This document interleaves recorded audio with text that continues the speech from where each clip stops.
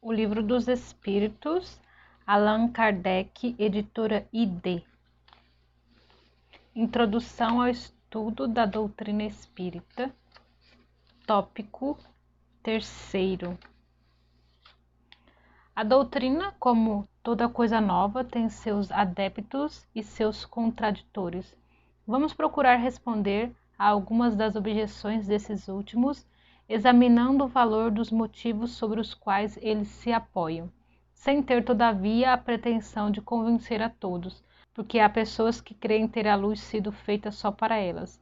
Dirigimo-nos às pessoas de boa fé, sem ideias preconcebidas ou mesmo intransigentes, mas sinceramente desejosas de instruir, e lhes demonstraremos que a maioria das objeções que se opõem à doutrina provém de uma observação incompleta dos fatos e de um julgamento feito com muita irreflexão e precipitação. Lembraremos primeiro, em poucas palavras, a série progressiva dos fenômenos que deram nascimento a essa doutrina. O primeiro fato observado foi o de objetos diversos colocados em movimento. Designaram-no vulgarmente sob o nome de mesas girantes ou dança das mesas. Esse fenômeno, que parecia ter sido observado primeiro na América, ou antes que se renovou nesse continente, porque a história prova que ele remonta à mais alta antiguidade, se produziu acompanhado de circunstâncias estranhas, tais como ruídos insólidos e pancadas sem causa ostensiva conhecida. De lá, ele se propagou rapidamente pela Europa e outras partes do mundo. A princípio, levantaram muita incredulidade, mas a multiplicidade das experiências logo não mais permitiu que se duvidasse da realidade. Se esse fenômeno tivesse sido limitado ao movimento dos objetos materiais, poderia se explicar por uma causa puramente física. Estamos longe de conhecer todos os agentes ocultos da natureza e todas as propriedades daqueles que conhecemos. A eletricidade, aliás, multiplica cada dia ao infinito os recursos que proporciona ao homem e parece dever iluminar a ciência com uma nova luz. Não haveria, pois, nada impossível em que a eletricidade, modificada por certas circunstâncias ou outro agente desconhecido, fosse a causa desse movimento. A reunião de várias pessoas, aumentando a força de ação, parecia apoiar essa teoria, porque se poderia considerar esse conjunto como uma pilha múltipla da qual a força está na razão do número de elementos. O movimento circular não tinha nada de extraordinário. Está na natureza?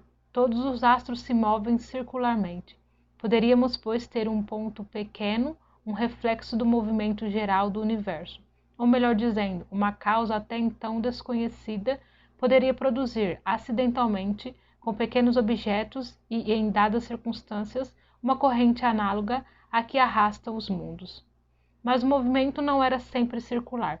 Frequentemente era brusco, desordenado, o objeto violentamente sacudido, tombado, levado numa direção qualquer, e, contrariamente a todas as leis da estática, levantado da terra e mantido no espaço. Nada ainda nesses fatos que não se possa explicar pela força de um agente físico invisível. Não vemos a eletricidade derrubar os edifícios, destruir as árvores, lançar ao longe os corpos mais pesados, atraí-los ou repeli-los.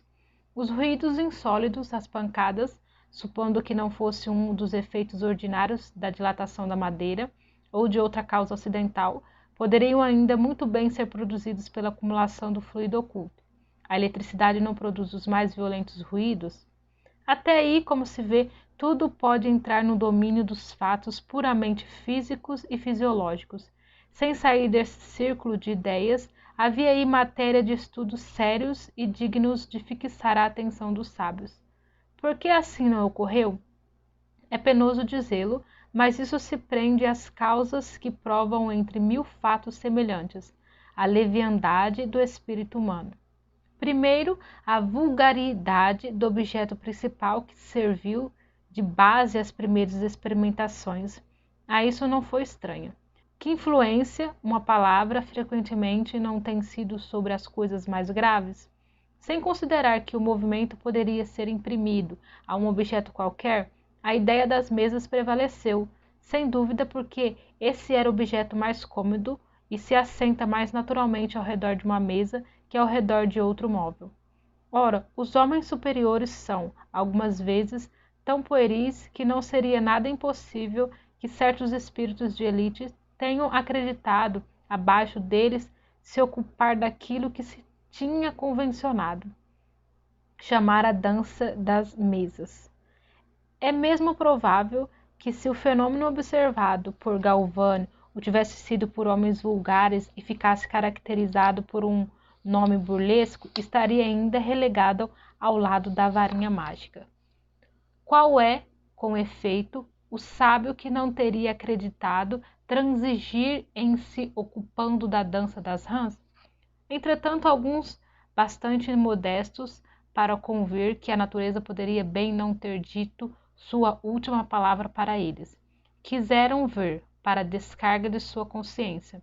Mas ocorreu que o fenômeno não respondeu sempre à sua espera, e do fato de que ele não se produziu constantemente à sua vontade e segundo seu método de experimentação, concluíram pela negativa.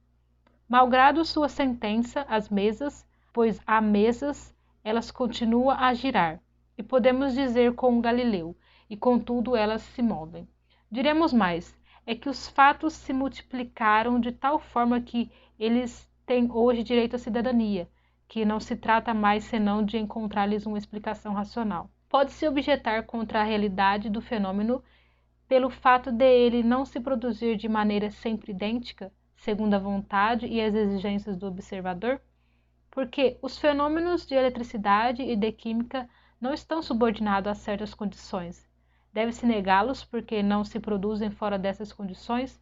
Portanto, não há nada de espantoso que o fenômeno do movimento dos objetos pelo fluido humano tenha também suas condições de ser e cesse de se produzir quando o observador, se colocado em um ponto de vista, pretende fazê-lo marchar ao sabor do seu capricho ou sujeitá-lo às leis dos fenômenos conhecidos, sem considerar que para fatos novos pode e deve ter leis novas? Ora, para conhecer essas leis é preciso estudar as circunstâncias nas quais esses fatos se produzem, e esse estudo não pode ser senão o fruto de uma observação firme, atenta e frequentemente durável. Mas objetam certas pessoas com frequência a fraude evidente. Mas lhe perguntaremos primeiro se elas estão bem certas que havia fraude, e se não tomaram por fraudes os efeitos dos quais elas não entendiam, mais ou menos como o camponês que tomou um sábio professor de física, fazendo experiências por um destro escamoteador. Supondo mesmo que isso tenha podido ocorrer algumas vezes, seria uma razão para negar o fato? É preciso negar a física porque há predigitadores que se intitulam físicos? É preciso, aliás, ter em conta o caráter das pessoas e do interesse que elas poderiam ter em enganar? Isso seria, pois, um gracejo?